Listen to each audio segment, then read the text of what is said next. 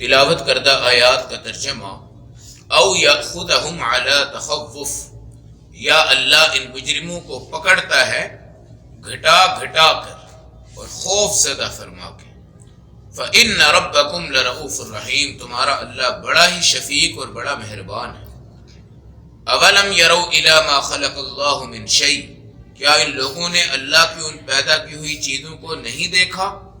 یتفیأ ظلالہ عن الیمین والشمائل، جن کا سایہ جھکتا ہے کبھی دائیں طرف کبھی بائیں طرف، سجدا للہ، اور وہ سایہ بھی اللہ کے حکم کا فرما بردار ہے، وہم داخرون، اور یہ سب یہ کرنے سے عاجز ہیں۔ آیت نمبر 47 48 پارہ نمبر 14 سورۃ النحل۔ اللہ کی لاٹھی بے آواز ہے، ہر مجرم ہر گناہگار پکڑا جائے گا اگر وہ توبہ نہیں کرتا۔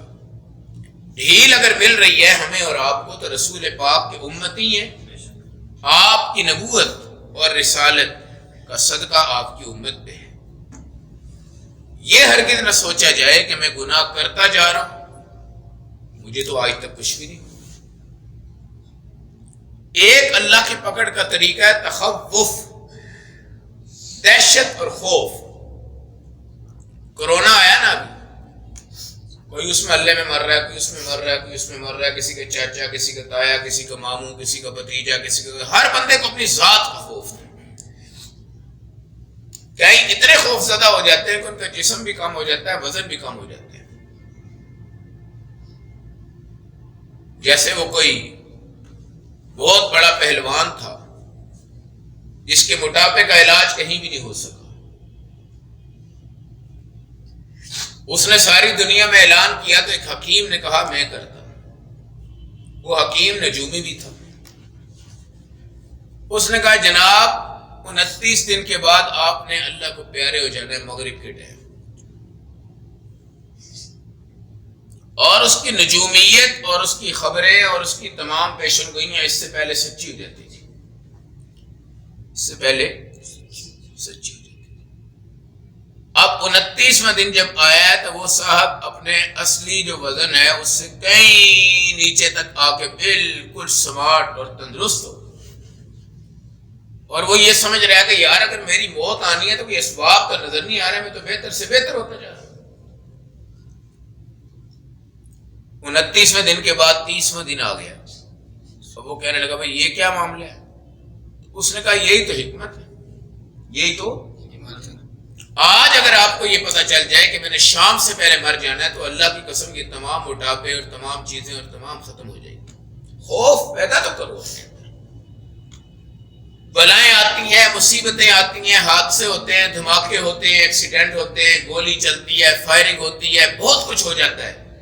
کچھ بیچارے اللہ کو پیارا ہو جاتے ہیں، کچھ خوف زدہ ہو جاتے ہیں، اور یہ خوف بھی موت کا ہی نام ہے۔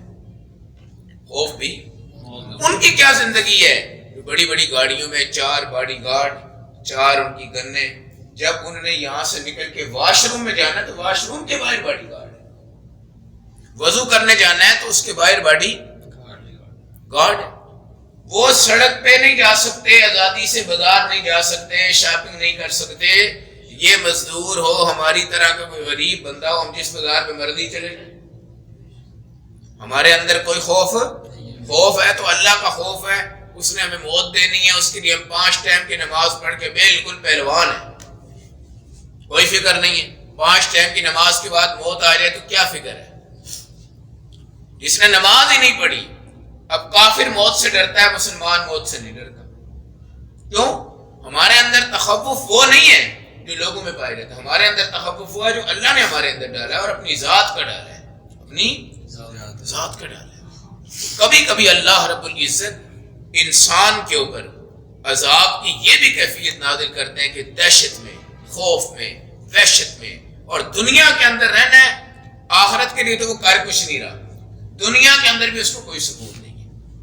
یہ ہمارے وزراء ہیں جی، یہ ہمارے اسمبلیوں کے ممبر، یہ آپ کو اور مجھے کیا پتا ہے کہ ان کو نیند آتی ہے کہ نہیں آتی؟ اتنی گولیاں کھاتے ہوں گے، کتنی بار یہ رات کو اٹھتے ہوں گے، کتنی ان کو ٹینشنیں ہوتی ہوں گی. آپ اللہ کے سائے میں ہیں, آپ اللہ کی رحمت میں ہیں. اگر آپ کی نیند ٹھیک ہے, چھوٹا پیشاب آتا ہے, بڑا آ جاتا ہے, کھانا وقت پہ کھا لیتے ہیں, پانی کے لیے پیاس لگ جاتی ہے, روٹی کے لیے آپ کو بھوک لگ جاتی ہے, اور جو رات نومکم سباتا سونے کی ہے آپ کو نیند آ جاتی ہے, آپ دنیا کے خوش ترین انسان ہیں. اور جس کو یہ نہیں آتی اس کا ڈاکٹر بھی کوئی نہیں ہے, اس کا ڈاکٹر بھی کوئی نہیں ہے. اور اس کا ڈاکٹر میرا اللہ ہے کہ وہ اللہ سے ڈرنا شروع کر دے. اگر مخلوق سے ڈرے گا تو یہ اس کی موت ہے. اللہ کہتے ہیں ایک پکڑ یہ ہے کہ تم مخلوق سے ڈرنا شروع ہو گئے, اب تم کسی کے آگے نہیں کر سکتے. اگر میرے سے ڈرو گے تو میں اپنے نبی کو نکالتا ہوں, اور نکالتا کیسے کہ مٹی اپنی مٹھی میں پکڑ کے ایسے پھینکتے ہیں. ہجرت کا واقعہ سامنے سے اللہ کے نبی نکل کے چلے جاتے. اللہ کا خوف آئے گا تو اللہ اس طرح اسباب پیدا کرتے ہیں. اگر بندوں کا خوف آئے گا تو یہ خوف بندے کو مار دیتے ہیں, بالکل مار دیتے ہیں. ایک بندے کو کینسر کی خبر ہو جاتی ہے, تجھے کینسر ہے جی, وہ ایسے جاتا ہے. ایک بندے کو یہ پتا ہے کہ اگر تجھے باہر نکلا تجھے فلاں بندہ گولی مار دے گا, فلاں بندہ تیری آڑ میں ہے, تیری طاق میں ہے, تیرے پیچھے رہ رہا ہے, ہر وقت تیرے پیچھے رہ رہا ہے. خوف ہے. تو یہ دنیا کا خوف جو ہے یہ بھی اللہ کی پکڑ ہے. اگر اللہ نہ پکڑے تو اللہ کی قسم دنیا کا خوف ہوتا ہی نہیں ہے, اللہ کا خوف ہوتا ہے. اب مجھے اور آپ کو بھی یہ سمجھنا ہے کہ ہم پولیس سے اور فوج سے اور ٹریفک پولیس سے ڈرتے ہیں, لیکن اللہ کے یہ جو عذاب میرے نبی نے بیان کیے ہیں ان کو ہمارے اوپر جوں تک بھی نہیں ریگتی. پھر بھی فَإِنَّ رَبَّكُمْ لَرَءُوفٌ رَحِيمٌ, تمہارا اللہ بڑا مہربان ہے, پھر بھی تمہیں بڑی مہلتیں مل رہی ہیں, پھر بھی تمہیں بڑے موقع مل رہے ہیں, پھر بھی تم کبھی توبہ کر سکتے ہو. ابھی ہم سارے اس وقت اتنے ہم گناہگار ہوں کہ ہم میں سے ایک بھی جنت کا مستحق اگر نہیں ہے, ایک اس ٹائم ہم اپنے اللہ کو منا کے سیدھے ڈائریکٹ جنت میں جا سکتے ہیں. حضرت قبیصہ رضی اللہ تعالیٰ عنہ صحابی تھے نا, بالکل بوڑھے ہو گئے. دل میں خیال آیا کہ یار میں آج تک تو کچھ نہیں کر سکا, آج جا کے کلمہ ہی پڑھ لیتا ہوں. سنا ہے کہ بھائی اس میں بڑی طاقت ہے. حدیث کے اندر آتا ہے کہ جبرائیل امین آئے, میرے نبی سے فرمایا وہ آ رہا ہے بھائی. آئے, کلمہ پڑھا, کلمہ پڑھ کے ایسے مڑ کے گھر جانے لگے, وہیں پہ اللہ کو پیارے ہو گئے. میرے نبی نے فرمایا سب سے آخر میں ایمان لانے والا سب سے پہلے جنت میں جانے والا. کمال نہیں ہے, دین کا کمال نہیں ہے. ہم ویسے لوگوں کو ڈراتے رہتے ہو تو زانی ہے, شرابی ہے, فاسق ہے, بدعتی ہے. ٹھیک ہے تو بھائی ہے, میں ہوں, آپ ہیں, کوئی مسئلہ نہیں. ہم جو کچھ بھی ہیں, چلے مشرک ہی صحیح, ہم مشرک ہیں, اللہ نہ کرے. میں ایک مثال دے رہا ہوں, وہ فرد محال سارا مجمع کہے جی ہم مشرک ہو گئے, بدعتی ہو گئے, فاسق ہو گئے, زانی ہو گئے, شرابی ہو گئے. اب میں اس پہ کیا فتویٰ کر سکتا ہوں کہ تو کبھی جنت میں نہیں جا سکتا؟ کیوں نہیں جا سکتا؟ ابھی جا, اللہ کے سامنے گڑ جا اور تنہائی میں کانپ جائے, بندہ کانپ جائے. کانپ حدیث میں آتا ہے آپ کی یہ رونگٹے جب کھڑے ہو جائیں, آپ کی توبہ قبول ہوگی. اب کیوں کہ اس توبہ میں اللہ کا خوف ہمارے اندر آ جاتا ہے, باقیوں کا خوف نکل جاتا ہے, توبہ قبول ہوگی. یہ رسمی جو توبہ ہے نا, توبہ یا اللہ میری توبہ توبہ توبہ, سب نے توبہ کر لی چلو فارغ, یہ رسمی توبہ نہیں ہے. اس توبہ کی کوئی حیثیت. یہ توبہ بہت باریکی کا نام ہے, اور توبہ انسان کی اصل توبہ ہوتی ہے کہ گہرائی میں جا کے اپنے اللہ سے اکیلے اندھیرے میں بیٹھ کے بات چیت کر لے, اور اس کے اندر جب تصور پیدا ہوتا ہے تو جسم تھوڑا سا کانپتا ہے, اور یہ جو جسم کے جو بال ہیں یہ اکڑتے ہیں.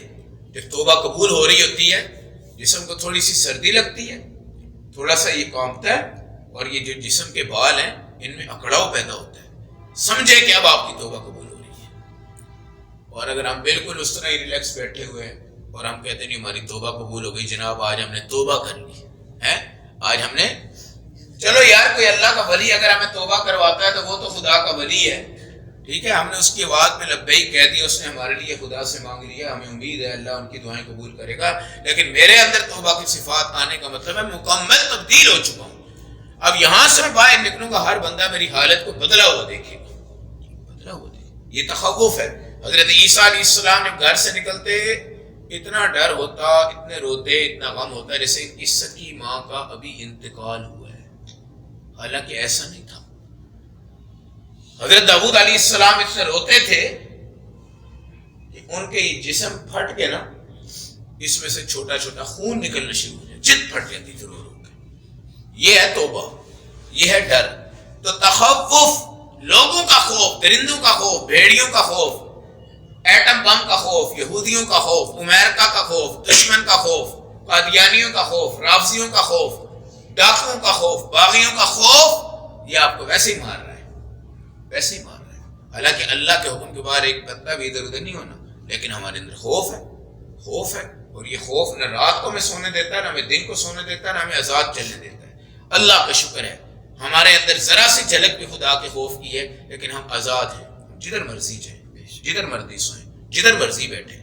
اولم یروا الی ما خلق اللہ من شیء، کیا تم وہ چیزیں نہیں دیکھتے جن کو اللہ نے پیدا کیا ہے؟ یتفیأ ظلالہ عن الیمین، چلو ایک سورج کے اوپر نظر ڈالو، سورج چلتا ہے نا، دھوپ یہاں ہوتی ہے، تھوڑی دیر آگے دھوپ، آگے دھوپ، آگے کوئی ادھر، کوئی ادھر، کوئی ادھر۔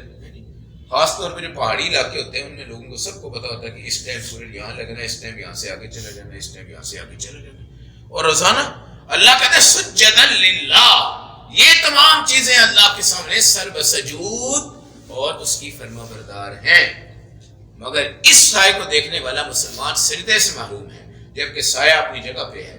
پرانے لوگ سائے کو کہتے ہیں یہ بھی دیوتائی ہے، یہ بھی ہمارے بت ہے، یہ ان کا سایہ ہے، لیکن اللہ کہتے ہیں درخت کا جھکاؤ دیکھو، سورج کا جھکاؤ دیکھو، سورج کی حرکت کے دیکھو، شمس کو دیکھو، قمر کو دیکھو، نجم کو دیکھو، ستاروں کو دیکھو، ان تمام حرکتوں میں 14ویں رات کے جب چاند آتا ہے تو اس کا ایک جمال، ایک حسن جو ہے اللہ نے آپ کو جو دکھایا ہے، وہم داخرون، یہ مشرک، یہ کافر، یہ پاگل تو ان تمام چیزوں سے عاجز ہے۔ یہ کون سا سورج لا سکتے ہیں، یہ کون سے سایہ لا سکتے ہیں، یہ کون سی جمال دیتی ہے؟ درخت کی ٹہنیوں کو دیکھو کہ وہ کس طرف جھکاؤ کرتی ہیں اور کس طرف اٹھتی ہیں۔ جب ہوا آتی ہے، آپ نے دیکھا کہ تیز ہوا آئی ہے تو مکئی کے وہ درخت ایسے جا کے زمین پہ پڑتے ہیں، پھر دوبارہ سے ہوا آتی ہے، ایسے میرا اللہ کو کھڑا کر دیتا ہے۔ یہ سارے نظام ہمارے لیے اللہ رب العزت کی معرفت، پہچان، توحید۔ اس اللہ کو اگر کوئی نہیں پہچانتا ہے جی، ایک مراسی چوڑے کو وہ پہچانتا ہے، اس خدا کو وہ نہیں پہچانتا، دنیا کی ایک حسین عورت کو وہ پہچانتا ہے، اس اللہ کو نہیں پہچانتا، اس کے سونا بنائے ہوئے جو پہاڑ ہیں ان میں وہ ماہر ہے، اس اللہ کو نہیں جانتا۔ موتی اور پتھر اور یاقوت اور مرجان، ان کے پہچاننے میں وہ کیا کر رہا ہے؟ محنت کر رہا ہے، اس اللہ کو نہیں پہچانتا۔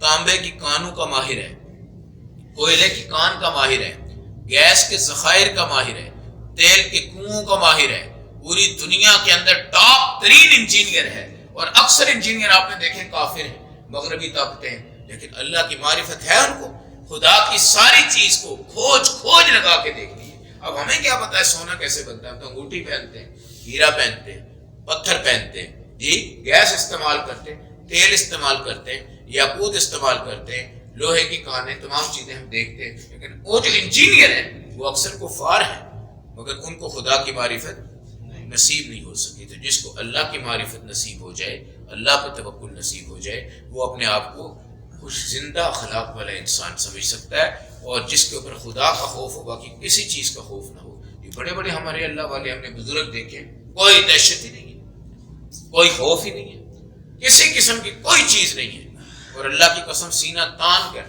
جی صحابہ دیکھ لیں، صحابہ ابو دجانہ رضی اللہ تعالیٰ، تلوار بھی لی، تلوار کا حق بھی ادا کیا۔ مال روڈ پہ جب ختم نبوت کی تحریک چلی تھی نا، تو ایک دلہے کو گولیاں لگی تھی، اور ماں سامنے تھی، دلہے کی بارات تھی، گولیاں جب اس نے کھائی تو اذان جب شروع ہوئی تو اس اذان پہ اللہ اکبر سے لا الہ الا اللہ تک پتہ نہیں کتنے ختم نبوت کے مجاہدوں نے قربانیاں دی، اور ایسے ان کے خون گرے۔ اللہ اکبر پہ ایک گیا، اشہد ان لا الہ الا اللہ پہ دوسرا گیا، اشہد ان محمد رسول اللہ پہ تیسرا گیا، حی علی الصلاۃ پہ اگلا، حی علی الفلاح پہ اگلا، قد قامت الصلاۃ، اور یہ دیگر الفاظ پڑھے جاتے تھے، سب کو اللہ کی قربانی ہوتی تھی۔ اب یہ ساری چیزیں ہمارے لیے اعزاز ہے، ہمارے لیے اعزاز ہے، اور جس کی موت آئے اور وہ ڈرے بھی اللہ سے نہ، اور مر بھی جائے اور اس کے پاس سرمایہ آخرت بھی نہ ہو، تو اللہ کی قسم یہ ذلیل اور خوار طبقات ہیں۔ تو وہ جو بارات والا دلہا تھا نا، اس کے جب گولیاں یہاں پڑی تھی تو ماں آنسو نہیں بہا رہی تھی، بڑی مضبوط تھی.